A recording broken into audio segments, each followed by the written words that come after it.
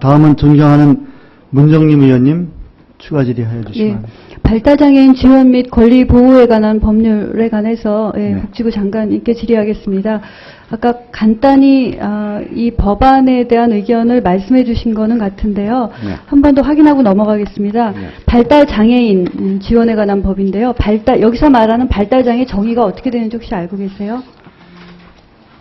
글쎄요, 의사소통 능력이라든지 인지 능력이 다른 사람들보다 좀 부족해서 전체적으로 생활에 제약이 있는 분들을 통칭하는 걸로 알고 있습니다. 그렇죠. 네. 근데 결국은 이 법률은 국가장애인 등록법상 장애 종류에 따라 지원하는 법률이기 때문에 국가장애인 등록법상 되어 있는 기준에는 지적장애와 자폐성 장애가 포함이 됩니다. 네.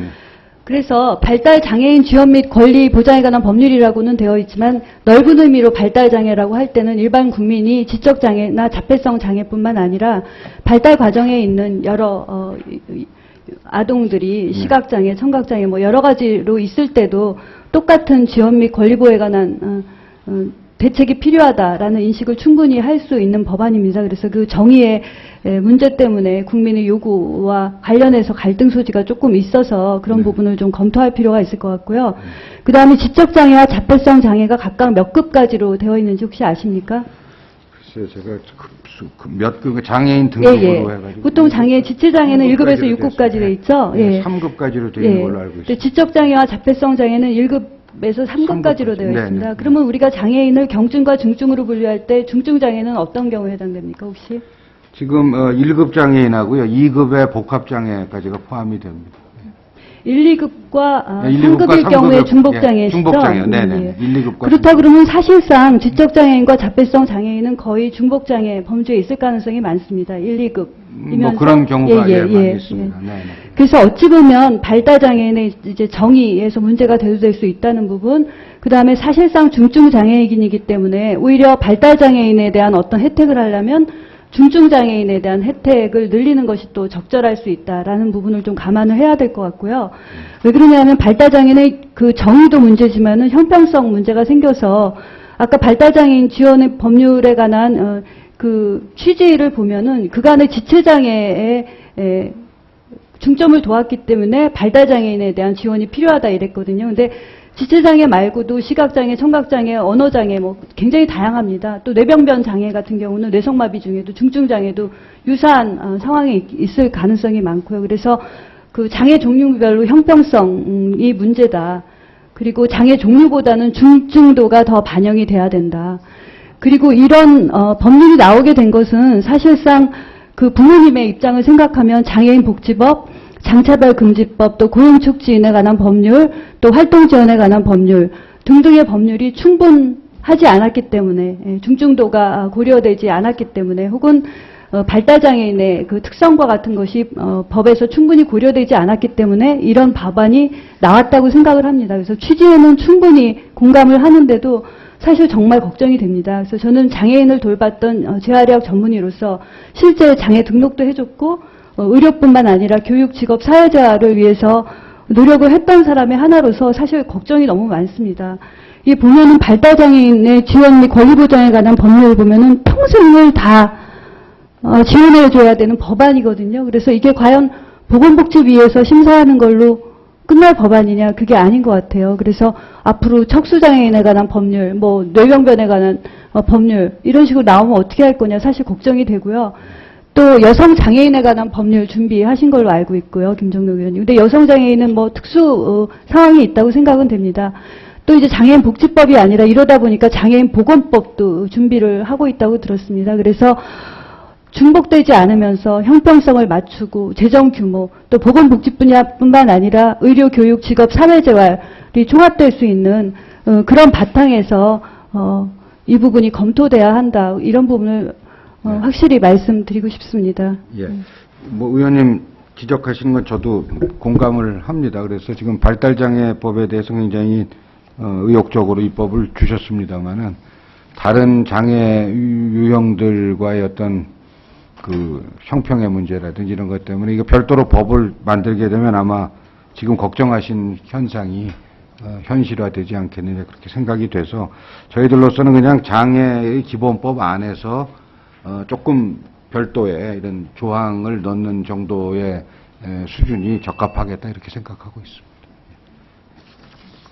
아, 네, 다 하셨습니까? 네, 네. 아, 추가하시겠습니까? 네, 좀 정리하십시오. 그 발달장애인 지원에 관한 법률 질문은 끝냈고요. 네. 아까 차관님께서 김희국 의원님이 아마 응급의료에 관한 법률 관련해서 현장의 네, 네. 의견을 잠깐 전달해 주신 것 같은데요. 김희국 의원님이 언급을 하신 거는 아마 그 지역에도 의료기관이 많이 있기 때문에 의료기관의 현황 파악도 아마 해보셨을 것 같고요. 지난주에 저희가 토론회 때 네. 오셨습니다. 네. 예, 그래서 토론회 때 복지부 네. 현황 발표도 들으셨거든요. 네, 네. 그래서 제가 좀 여쭈고 싶은 것은 차관님께서 굉장히 현실 파악을 잘 하고 계실 거라고 생각을 했는데 아까 답변을 듣고 조금 놀랐습니다. 예, 지금 현재 진행이 아니라 과거에 문제가 있었던 것처럼 말씀을 하셔서 좀 사실 조금 놀랬고요. 아, 그래서 그냥 저희에게 안심을 시키고 잘 하려고 그런 말씀을 하신 건지 정말 그렇게 편안하게 생각하시는 건지 몰라서 질문을 좀 해야 될 것 같고요. 그 응급의료에 관한 토론회 하셨던 내용하고 자료집은 혹시 장관님 제가 의원님 하신 토론회에 주요 내용은 보고를 받았습니다. 예, 차관님은 그래서 들으셨습니까? 예. 그러면 양병국 공공보건정책관님은 보셨습니까? 예, 저는 내용까지 전부 다 읽어봤습니다. 예. 그 토론회 요지는 정책관님 뭐라고 지금 알고 계세요? 요지 잠깐 말씀해 주실 수 있어요? 하여튼 정부의 기본적인 입장은 이해를 하지만 현실을 감안해야 된다, 이런 것들이 큰 취지인 걸로 알고 있습니다. 예. 차관님이 뭐라고 말씀하셨냐면요. 그 김희국 의원님이 이제 현실을 감안해서 그 행정적인 제재보다는 조금 정책을 유도할 수 있는 정책을 써야 되지 않냐. 그러니까 수가 부분 충분히 하고 있고 이미 온콜 시스템으로 바꿔줬고 일부 인력 확보 문제가 있었지만은 초기에 있었지만은 그 부분도 정리가 돼간다. 이렇게 말씀을 하셨습니다. 그래서 제가 좀 깜짝 놀랐고요. 그때 복지부 말고도 10개 단체에서 왔습니다. 병협, 중소병원협 제가 다 부른 이유는 사실 현실 반영을 충분히 돼야 된다고 생각을 해서 불렀고요. 사실 저는 간담회를 가져서 저는 내용을 다 알고 있었습니다.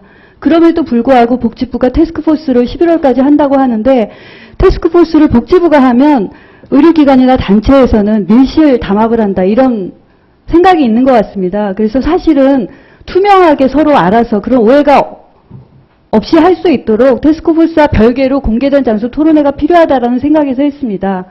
그래서 10개 단체가 나왔고요. 네, 예. 네, 감사하게 생각합니다. 예, 의료단체뿐만 아니라 시민단체도 2군데가 나왔고요. 시민단체 2군데가 복지부 태스크포스에 참여하는 데였습니다. 네. 근데 거기까지도 포함해서 얘기를 하는 것은 일단은 그 응급의료기관의 현실을 반영하지 않고 있다라는 것에는 모든 단체가 동의를 했습니다.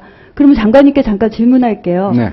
그 응급의료기관이 권역별 센터, 지역별 센터, 지역의료기관 세 가지로 구분되어 있는 것은 아시죠? 알고 있습니다. 예. 그러면 전문 진료 과목의 그 수는 권역별 센터, 지역별 센터, 지역별 응급의료기관 각각 몇 개 전문과로 돼 있죠? 규정이 원래? 제가 진료 과목 숫자를 정확히 기억은 못하겠습니다만은 개정되기 전의 법률에는 그 권역센터는 7개, 지역센터는 4개, 그리고 지역응급의료원은 내과가 외과가 2개로 되어 있습니다. 8개, 5개, 2개로 알고 있는데요. 그 사이에 그렇지 하나씩 않습니다. 줄었나요? 7개, 4개, 2개입니다. 다시 확인해 보시고요. 권역별 센터 8개, 지역별 의료기관 5개, 지역별 기관 2개로 알고 있습니다. 제가 한 자료집을 10번은 본 것 같은데요. 다시 한번 확인해 보시기 바랍니다. 예. 그런데 지역별 의료기관에는 지역 응급의료기관 반납하겠다고 한 것이 많습니다.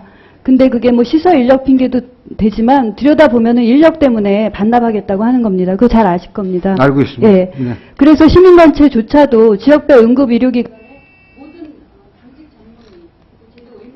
전문의 이라도 의무화하는 것은 현실을 반영하지 않는다라는 데 동의를 했습니다. 네. 그러면 권역별과 지역별 센터는 상황이 낫냐? 그것도 지역마다 조금 여건이 다른 것 같습니다. 강원 지역이나 이런 데 따라서는. 그래서 권역별, 지역별 센터도 지역의 특성에 맞는 그런 제도를 한번 생각을 해보셔야 될 것 같고요. 그래서 어떤 얘기까지 나왔냐면 내과계, 외과계로 구분해서 하는 건 어떠냐 이렇게 얘기를 했습니다. 네. 그리고 온콜 시스템을 운영하는 것에 대해서 네. 의료기관에 많은 편의를 준 것 같지만 사실 환자에게도 편의를 준 게 아니고 의료기관에 편의를 준 것도 아니고 사실 응급의료법 취지에도 맞지 않는다고 생각을 합니다. 네. 네. 그래서 전반적인 것을 검토를 해야 될 것 같고요. 네. 태스크포스에서 11월까지 2달 동안 운영을 한다고 했습니다. 근데 11월 5일부터는 개정된 응급의료법 및 시행령에 따라서 이제 그 행정처분이라든지 처벌이 시행이 되는 시기입니다. 근데 11월까지 그냥 시간만 가면 해결될 거다. 이건 아니야 생각은 절대로 해결되지 않을 거다. 이렇게 생각을 하고 있습니다. 그러니까 굉장히 안타까워서 드리는 말씀이니까 좀 심각하게 생각해 주시면 예. 제가 워낙 중요한 문제라고 그러시니까 짧게 말씀을 드리겠습니다. 의원님들께서도 배경이나 아셔야 될 것 같고요. 우선 제가 죄송하게 생각하는 거는 이 법이 개정이 돼 있었습니다. 제가 왔을 적에. 직접 진료 의무를 국회에서 부여하셨습니다. 의사들이 응급실에서도 직접 진료를 하라. 이제 그거를 저희가 시행령으로 만드는 과정에서 생긴 일입니다. 그래서 직접 진료 의무가 이미 부여가 국회에서 돼 있으시고요. 조금 이제 국민들이 착각을 하고 계시는 거는 가자마자 무조건 모든 진료 과목의 의사가 자기를 치료하는 걸로 생각을 응급실에 가시면 그건 아니고 일단은 응급의사가 있습니다. 응급의사가 1차적으로 책임을 지고 그중에서 특별한 소견을 필요로 하는 문제가 생겼을 경우에 예를 들면 교통사고가 났는데 귀를 심하게 다치셨는데 응급의사의 책임 범위를 넘어가는 경우에 이제 이비인후과 선생님이 와서 보시고 이거를 하룻밤 사이에 처치를 어떻게 해야 되느냐 하는 것에 대해서 의견을 주시라 하는 것이 이제 현재의 진료 과목별 전문의 제도입니다. 그래서 그걸 하는데 처음에 저희들이 현실을 존중해서 전공의들을 당직에 투입하는 방안을 검토를 했었습니다. 인원이 일단 어느 정도 되기 때문에. 근데 그 과정에서 각계의 의견이 그렇게 했을 경우에는 국회에서 정해주신 법의 목적이 달성되지 않는다. 다시 말하면 환자를 전문의가 보라 그랬지 전공의가 보라고 법을 고쳐준 건 아니지 않느냐. 이제 이런 문제로부터 시작해서 또 전공의들의 근무 여건과 관련된 여러 가지 의견들도 있었습니다. 그래서 저희들이 현실이 이거를 다 받아줄 수 없다는 거를 보건복지부가 잘 알고 의료계에서도 보건복지부가 그런 어려움을 알고 이 규정을 일단 정해놓고 가급적이면은 응급의료 체계를 이번 기회에 그러면은 한번 제대로 정비를 하는 계기를 마련하자 해서 규정을 약간 저희들이 목표 개념으로 규정을 할 수밖에 없었다 하는 점은 아마 의원님께서 잘 아실 거고요. 지금 저희들이 3개월의 유예 기간을 두고 기관 정비라든지 인력 문제라든지 혹은 조금이라도 더 규정을 릴렉스 해드릴 수 있는 방법을 저희들이 연구를 하고 있는데 필요하다 그러면 저희들이 그 기간을 늘려서라도 저희들이 제대로 된 체제를 정착을 시키도록 그렇게 하겠습니다. 그런데 문제는 지금 이제 의료계에 제가 현실은 의료 전문가가 아니기 때문에 잘은 모르겠습니다만은 굉장히 전공 과목이 세분화되어 있으시더라고요. 선생님들이 지금. 그래서 예를 들면 내과 선생님이 소화기 전문으로 하신 선생님이 대기라고 계시는데 또 말하자면 다른 내과에 다른 쪽에 문제가 생긴 분이 들어오시면은 또 문제가 있다는 겁니다. 그래서 큰 병원도 어려움이 있긴 마찬가지다. 또 이제 저한테 그런 말씀도 있고 해서 저로서도 참 어려운 과제인데 우리 문 의원님께서 해주신 공개 토론에 나온 의견들이 많이 도움이 됐고요. 그래서 저희들이 그냥 시간을 보내다가 11월 5일 되면은 확 시행을 해버리겠다.